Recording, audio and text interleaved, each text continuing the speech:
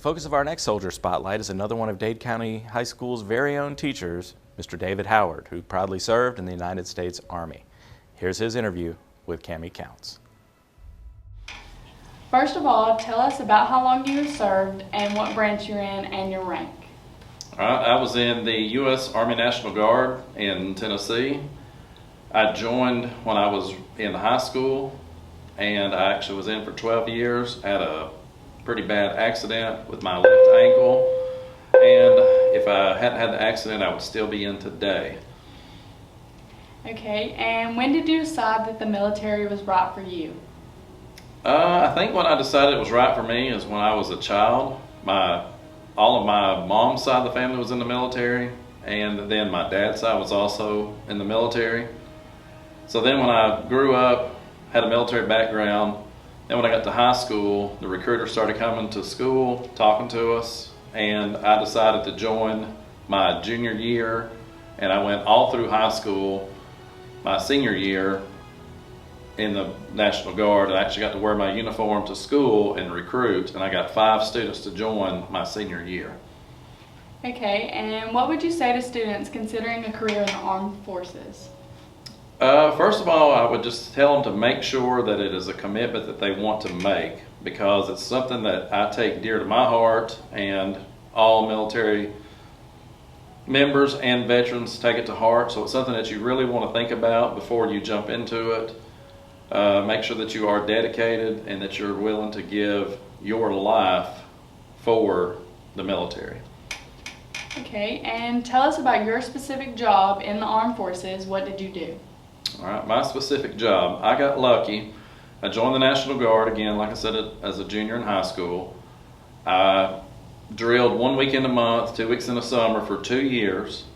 After I did that first 2 years, I was offered a position to work full-time Monday through Friday for the military, and with that opportunity I was able to go and do multiple jobs and get extra training, extra schooling through the military. I actually went into the military as a signal support system specialist, which is 31 uniform. Basically it's an electronics technician is what I originally went into. But I also went and worked on Humvees, which is a light wheel mechanic, worked on tanks, M1 tanks, Bradley fighting vehicles, which was a 63 Tango. I actually went and got certified in howitzers, the 109 howitzer, which shoots a 9-inch shell. And I continued my education and went into leadership and actually got promoted. I went all the way from E1 to E6 while I was in the military. Okay, and talk to us some about the most interesting things that's happened to you while in the armed forces. The most interesting things, you meet a lot of different people, meet a lot of unique people, because the military is a blending pot of all different nationalities. One of my best friends was a Chinese guy, and me and him hit it off. We became best friends.